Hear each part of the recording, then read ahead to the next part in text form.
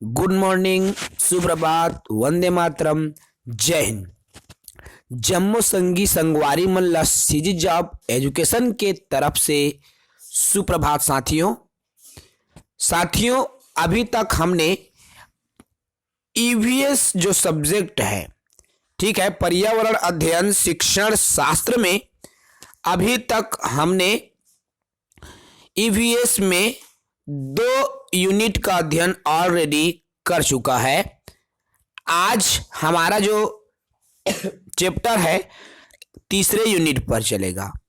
जी हाँ साथियों, आज हम तीसरा यूनिट पढ़ेंगे। सभी साथियों को गुड मॉर्निंग। तो बिल्कुल हमारे आज के सेशन से जुड़ जाएं ताकि आज की जो क्लासेस है शुरू कर सकें। तो चलिए बिल्कुल देर न करते हुए आज की जो हमारी क्लासेस है उसकी शुरुआत करते हैं।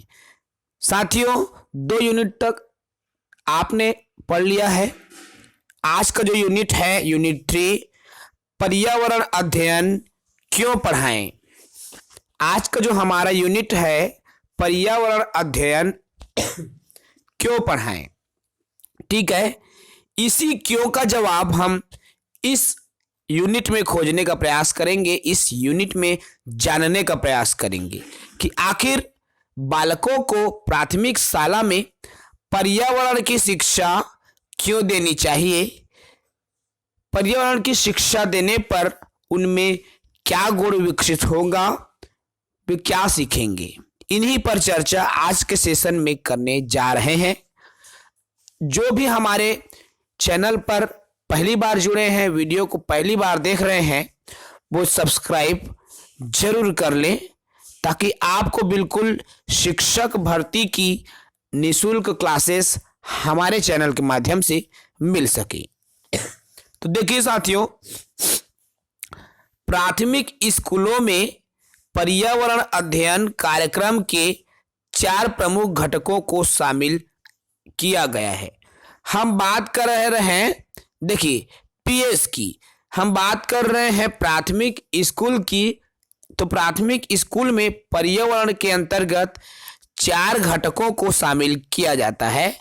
और ये जो 4 घटक है साथियों आपको दिखाई दे रहा है। एक है नैतिक मूल्य, दूसरा अवधारणा, तीसरा जानकारी और चौथा है कौशल। अब जो पर्यावरण का पुस्तक बनाया जाता है इन्हीं 4 कौशलों को लेकर बनाया जाता है। जो बालक पर्यावरण की पढ़ाई करता है उनमें ये 4 जो कौशल है वह क्या होता है साथियों, विकसित होता है, ठीक है। यही 4 कौशल बालकों में विकसित होता है पर्यावरण के अध्ययन के बाद।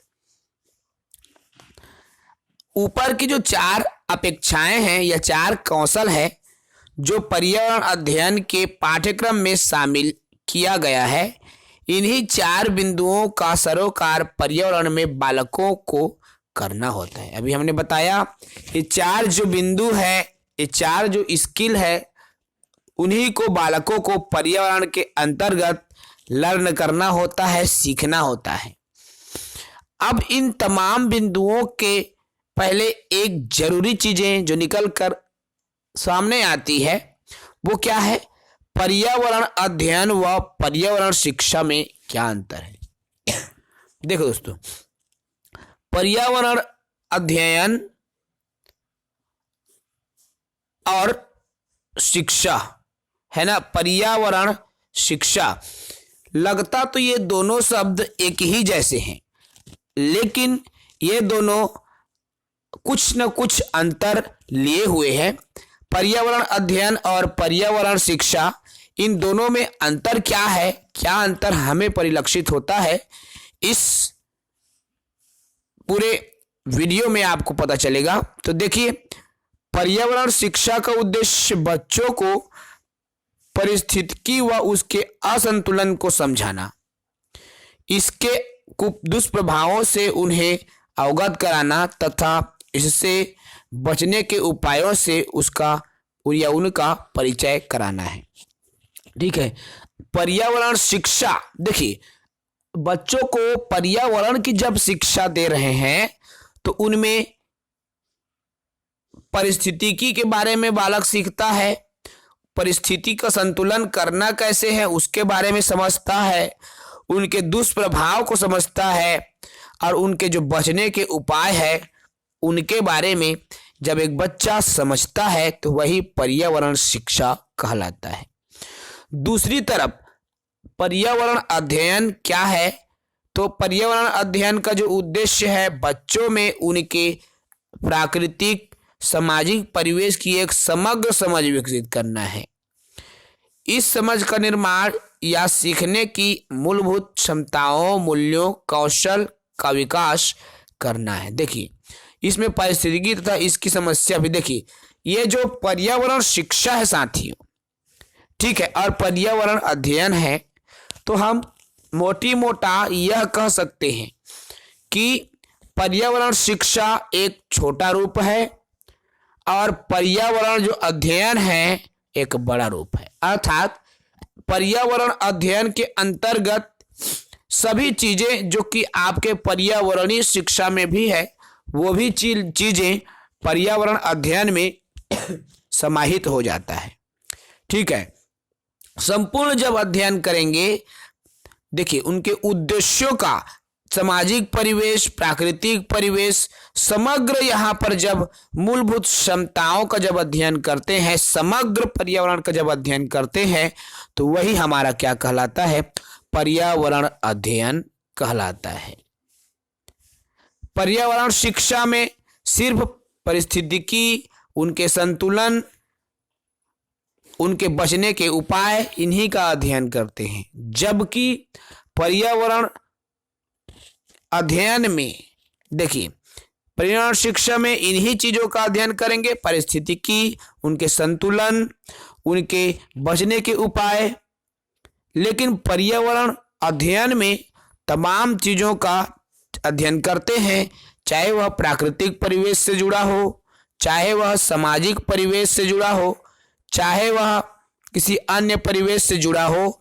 अर्थात समग्र जो मूलभूत क्षमता है, मूल्य है, कौशल है, उनके बारे में जब हम अध्ययन करते हैं तो वही हमारा पर्यावरण अध्ययन कहलाता है। और इनमें पारिस्थितिकी का भी हम अध्ययन करते हैं, अर्थात पर्यावरण अध्ययन में ये जो पारिस्थितिकी है उन्हें भी शामिल किया गया है। इसीलिए साथियों पर्यावरण अध्ययन सबसे बड़ा है और उसी के अंतर्गत पर्यावरण शिक्षा भी समाहित रहता है। जाहिर है ये जो बिंदु है आपको समझ में आ रहा होगा। अब हम इसमें आगे की तरफ बढ़ें तो हमारा एक जो निकल कर आता है अवधारणा का बनना। आप सभी जानते हैं बालकों के मन में अवधारणा बनती है, ठीक है। अब इसी अवधारणा को समझना है तो देखिए शिक्षा का व्यापक उद्देश्य समझ और कौशलों का विकास करना है। बात कर रहे हैं हम पर्यावरण शिक्षा की। पर्यावरणीय शिक्षा का जो व्यापक उद्देश्य है साथियों, पर्यावरण के प्रति समझ विकसित हो, कौशल विकसित हो, ठीक है। समझ और कौशलों का जो विकास है वही हम पर्यावरण में सिखाते हैं। उनका उद्देश्य है पर्यावरण के सिखाने का। हम अपनी 5 ज्ञानेंद्रिय, देखिए 5 प्रकार की ज्ञानेंद्रिय होती है और एक कर्म इंद्रिय होती है। तो 5 ज्ञानेंद्रिय यहाँ पर आपको दिया हुआ है, आंख, जीभ, कान, त्वचा, नाक, ये 5 ज्ञानेंद्रिय है साथियों। और एक कर्म इंद्रिय होता है, एक कर्म इंद्रिय होता है जिसे मन बोलते हैं, ठीक है। तो याद रखेंगे इसको, 5 ज्ञानेंद्रिय और एक कर्म इंद्रिय होता है। तो देखिए जब हम 5 ज्ञानेंद्रियों के माध्यम से इस जगह को जानते व समझने का प्रयास करते हैं, ठीक है, तो उसी तरीके से वही क्या है, एक अवधारणा बनने की शुरुआत है।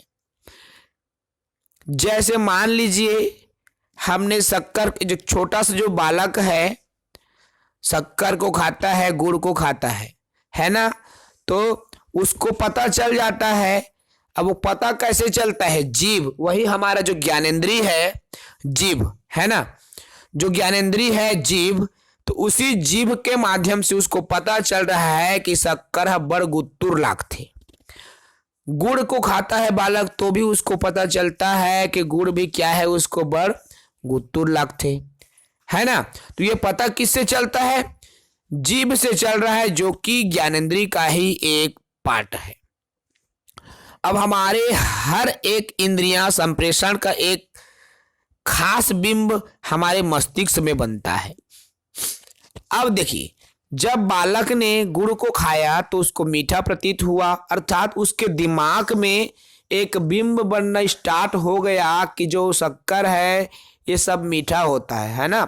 उसके मन में एक प्रतिबिंब बन रहा है, एक मस्तिष्क में जो चित्र बन रहा है, समझ सकते हैं। तो बच्चे इन्हीं बिंब को पहचानने के लिए एक नाम देता है, जो इस बिंबों को एक अर्थ प्रदान करता है। देखिए, अब जब उसी मीठेपन, देखो उसने मीठेपन को क्या नाम दिया, शक्कर या जो भी नाम दिया है ना, तो क्या है, उसके मन में एक बिंब बनता है, उसी बिंब को अवधारणा का नाम देते हैं।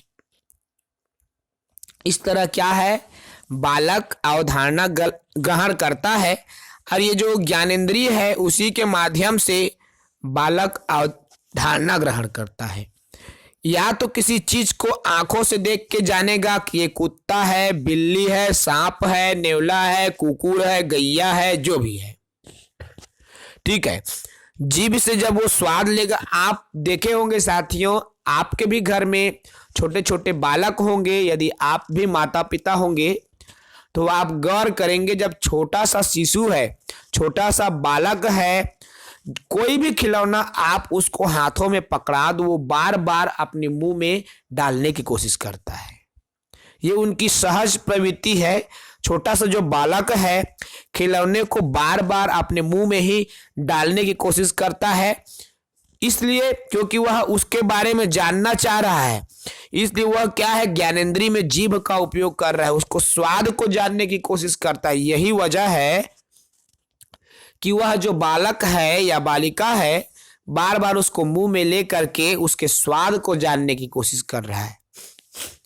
कान भी अवधारणा बनाता है साथियों।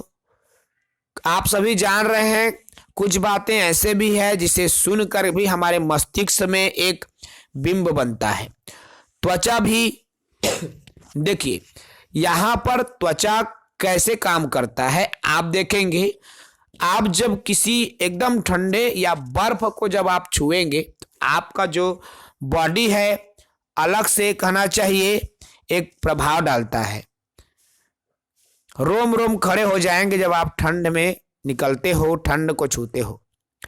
तो ये क्या है, एक ठंड का जो बिंब है हमारे मस्तिष्क में बन रहा है, एक अवधारणा हमारे मस्तिष्क में बन रहा है, ठीक है।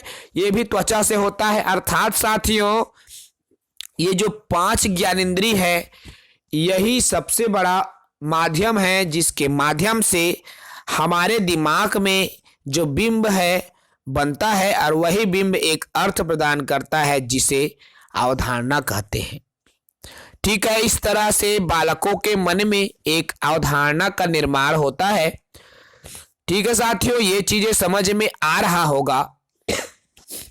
अब एक और महत्वपूर्ण जो शब्द निकल कर आता है वह है अमूर्तीकरण। अब अमूर्तीकरण होता क्या है, तो देखिए, जिस वस्तु की अवधारणा हमारे मस्तिष्क में बनती है तथा जो ठोस रूप में न होकर सिर्फ कल्पना के रूप में होता है, उसे अमूर्त कहते हैं या वह अमूर्त कहलाता है। देखिए, लगातार आप सभी जान रहे हैं साथियों, शिक्षण विधि में आपने पढ़ा होगा मूर्त से अमूर्त की ओर, ठीक है। देखिए, मूर्त होता क्या है मूर्त अर्थात ठोस, ठीक है। मूर्त अर्थात ठोस, जो चीजें ठोस रूप में हो, जिसे हम देख सकें, छू सकें, अनुभव कर सकें, वो क्या कहलाता है, मूर्त कहलाता है। ठीक है। और यहाँ अमूर्त, तो अमूर्त से तात्पर्य जो हमारे सामने ना हो, सिर्फ जिसे हम कल्पना कर सके, वो क्या है, अमूर्त कहलाता है। तो मूर्त और अमूर्त ये जो शब्द है उसको आप पहले याद रखें, उसको आप पहले समझें, उसके बाद में इसकी अवधारणा को आपको समझ में आएगा। तो ये अमूर्तीकरण से तात्पर्य यही है कि ऐसे अवधारणा जो कि ठोस रूप में न होकर सिर्फ कल्पना के रूप में बनता है। जैसे मान लीजिए आपने कभी दिल्ली देखा है, नहीं देखा है, मान लीजिए, क्या वो दिल्ली आपके सामने है? नहीं है। फिर भी आप अपने दिमाग में उसकी जो अवधारणा है बना लेते हैं कि दिल्ली ऐसा होगा, दिल्ली शहर में बड़े बड़े दुकान होंगे, बड़े बड़े झूले होंगे, गार्डन होंगे, है ना। एक ठोस रूप में अवधारणा हम बना रहे हैं दिल्ली के बारे में।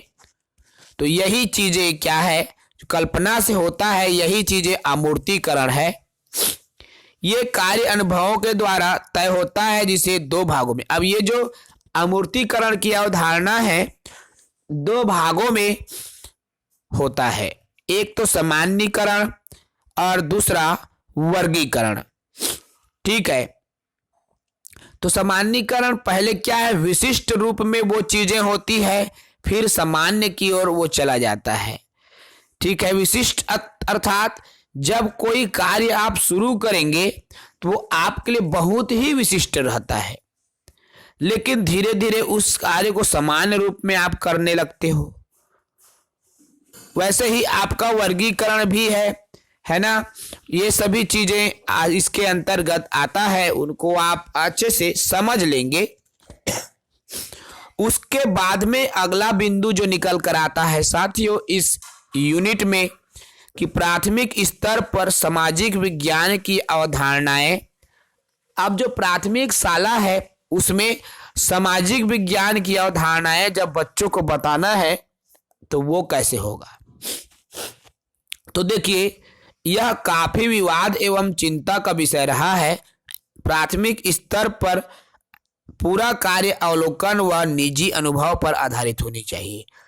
बिल्कुल आप जान रहे हैं साथियों, कक्षा 5 तक के बच्चे कतई विज्ञान नहीं पढ़ते, सामाजिक विज्ञान नहीं पढ़ते। इसलिए यह हमेशा विवाद में रहा है कि बालकों को सामाजिक विज्ञान की शिक्षा प्राथमिक शाला में नहीं देना है, क्योंकि प्राथमिक शाला में बालक सिर्फ देखते हैं पर्यावरण के बारे में, अपने स्वयं के अनुभवों को साझा करते हैं पर्यावरण में। तो केवल उन्हीं का स्थान पर्यावरण में होना चाहिए। इसी को लेकर कि पर्यावरण में सामाजिक विज्ञान की भी अवधारणाएं हो, उसको लेकर विवाद की स्थिति निरंतर बना रहता है। लेकिन पर्यावरण की सामान्य शिक्षा बालकों को देना है तो वह शिक्षा देने के जो उद्देश्य है निम्न बिंदुओं के आधार पर हो सकता है। पहला है अनुभव, दूसरा है भौगोलिक अवधारणाओं की समझ, तीसरा है खोजबीन का अवसर और चौथा है परिवेश के संबंध खोज पाए। तो देखिए, एक तो है उसका अनुभव, समाज के साथ उसका अनुभव कैसा है आप सभी जान रहे हैं। बालक सामाजिकरण से ही सीखता है। जब बालक समाज में जाएगा, समाज के लोगों के साथ उठता है, बैठता है, अपनी अनुभव शेयर करता है, तो भी वहां से उनको सामाजिक जो विज्ञान का ज्ञान होगा, सामाजिक अनुभव सीखेगा, सामाजिक विकास होता है। यहां से भी सामाजिक विज्ञान की अवधारणाएं बालक के मन में विकसित होने लगती है। दूसरा बिंदु जो निकल कर आती है भौगोलिक अवधारणाओं की भी समझ। भौगोलिक अवधारणाओं में जलवायु कैसी है, तापमान कैसी है, समाज की जो है ना, तो समाज की रहन सहन में ये सभी चीजें भी मायने रखती है। भौगोलिक अवधारणाएं दिमाग में बनने लगती है, लोगों के प्रति उनकी जो एक सोच है वो धीरे धीरे विकसित होने लगती है। खोजबीन का अवसर, देखो बालकों को खोजबीन करने का भी अवसर कैसे प्राप्त होता है? जब बालक खेलता है धीरे धीरे वो रिश्ते नातों के बारे में खोज करते हैं, समझने लगते हैं, जानने लगते हैं। समाज में और अन्य ऐसी भी परिस्थितियां रहती हैं जिनके बारे में जो बालक है समझने लगता है, जानने लगता है ना। इस तरह से खोजबीन का भी उनको अवसर मिलता है। केवल सामान्य सामाजिक विज्ञान है साथियों, बच्चे को सामाजिक विज्ञान पढ़ा नहीं सकते, केवल उसको उसके परिवेश के साथ जोड़ सकते हैं। अब परिवेश से संबंध खोज पाए, यह भी सुनिश्चित करें कि परिवेश के साथ वह कैसे एक संबंध, जो मधुरता का संबंध बालक बनाना सीख रहा है, तो ये उनके स्वयं के अनुभव बताता है। इस तरह से प्राथमिक स्तर पर सामाजिक विज्ञान की जो अवधारणा है बालकों में इन 4 बिंदुओं के आधार पर बन सकता है। अब ये जो अवधारणा शब्द बार बार आ रहा है, ठीक है, आपके मन में सवाल बनता होगा कि आखिर ये जो अवधारणा है वह क्या है।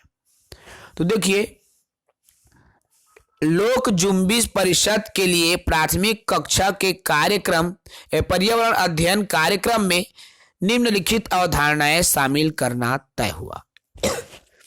जो लोक जुम्बिश एक कहना चाहिए साथियों, एक संस्था भी बोल सकते हैं, तो उन्होंने प्राथमिक कक्षा में पर्यावरण सिखाना है, तो उसके लिए कुछ अवधारणाएं हैं जो शामिल किए गए हैं। अर्थात प्राथमिक कक्षा में जो अवधारणाएं हैं उनमें उन्हीं चीजों को शामिल करना है। अब क्या क्या है? एक तो है नक्शा पढ़ना, प्राथमिक कक्षा के बच्चों को नक्शा पढ़ाने के लिए देना।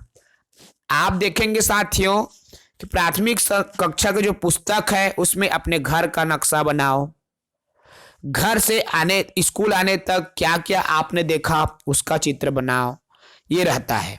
आप देखोगे तो आप पाओगे कक्षा 3 के पुस्तक में पर्यावरण में आपको पाठ 22 में मिलेगा।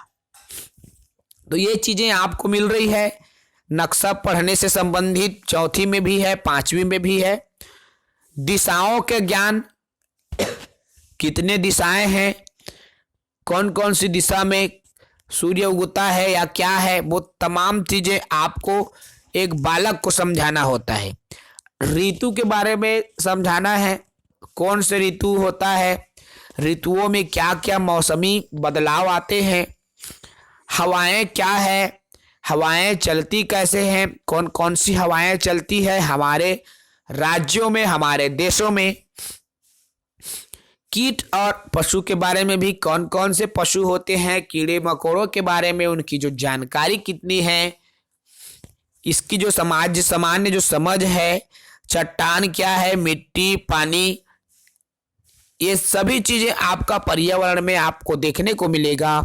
लोगों को समझना, लोगों की सोच क्या है, एक छोटा सा बालक क्या सोचता है, इनकी भी समझ पर्यावरण के अंतर्गत देना है। यही क्या है, लोक जुम्बिश जो परिषद है उन्होंने यही अवधारणा पर्यावरण शिक्षा के लिए दिया हुआ है। अब इसके बाद जो शब्द निकल कर आती है वह है कौशल, जिसे हम अंग्रेजी में स्किल बोलते हैं साथियों। स्किल जिसे कौशल बोलते हैं, तो ये कौशल होता क्या है? तो देखिए, किसी कार्य को कर सकने की योग्यता ही कौशल कहलाता है। देखिए, किसी भी कार्य की हम बात कर रहे हैं, तो किसी कार्य को कर सकने की योग्यता कौशल कहलाता है। और ये जो कौशल है वह भले ही सकारात्मक हो नकारात्मक हो, भले ही आप उस कार्य को सीख पाए हो या ना सीख पाए हो, लेकिन आपने उस कार्य को किया, यही क्या कहलाएगा, कौशल कहलाएगा। ये कौशल 2 प्रकार के होते हैं, एक तो है जन्मजात कौशल और दूसरा सीखे जाने वाले कौशल। अब जन्मजात कौशल क्या कहलाता है इसको भी देख लीजिए। तो जन्मजात कौशल, जन्मजात कौशल क्या है?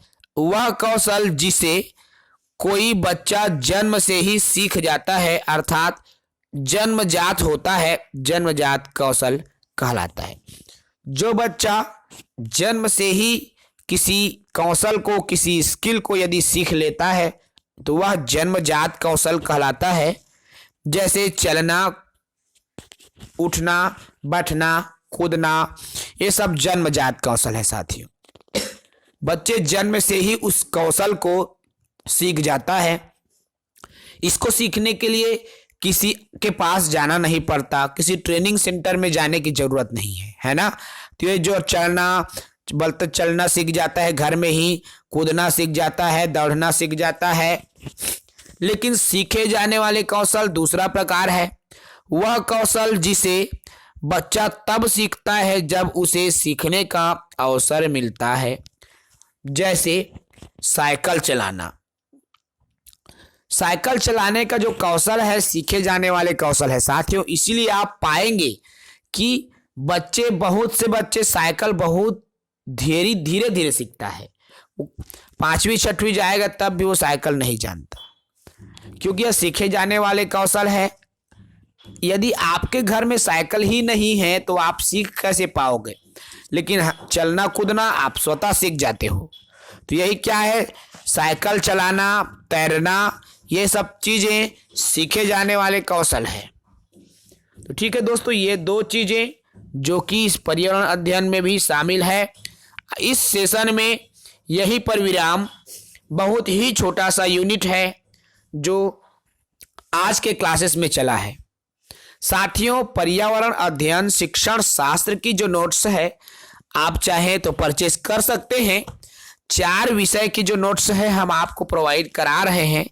यदि आप नोट खरीदना चाहते हैं इन 4 विषयों को तो आपको सिर्फ 270 रुपए शुल्क में प्राप्त हो जाएंगी। यदि आप नोट्स खरीदना चाहते हैं तो स्क्रीन पर आपको एक नंबर शो हो रहा है 8839730092।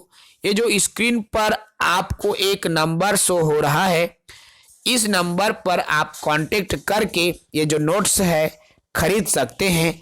4 विषयों की नोट्स हम आपको सिर्फ और सिर्फ 270 रुपए से दे रहे हैं। 270 रुपए में आपको PDF नोट्स मिल रही है साथियों। बहुत से साथी बोलते हैं कि बहुत ज़्यादा फीस। नहीं साथियों, इस पर हमने बहुत ज़्यादा वर्क किया हुआ है, इसलिए हमने बहुत कम ही शुल्क रखा हुआ है। 50 रुपए अंग्रेजी की जो आपको हिंदी ट्रांसलेट आप किसी भी मार्केट में आपको नहीं मिलेगी। तो बिल्कुल हम कम शुल्क के साथ प्रदान कर रहे हैं। यदि आप सक्षम नहीं हैं तो भी हम पूरे नोट्स को ही लेकर वीडियो चला रहे हैं। बिल्कुल निःशुल्क क्लासेस है। आप साथी वीडियो देखकर भी नोट्स बना सकते हैं। तो इस वीडियो सेशन में इतना ही। कल के टॉपिक में फिर यूनिट 4 पर चर्चा करेंगे, जिसका नाम रहेगा, कल का जो यूनिट है इकाई 4 पर्यावरण अध्ययन का शिक्षण शास्त्र, जो कि कल की क्लासेस में हम देखेंगे। आज की सेशन में इतना ही साथियों। अगले सेशन में फिर मिलेंगे एक नई यूनिट के साथ। जय हिंद।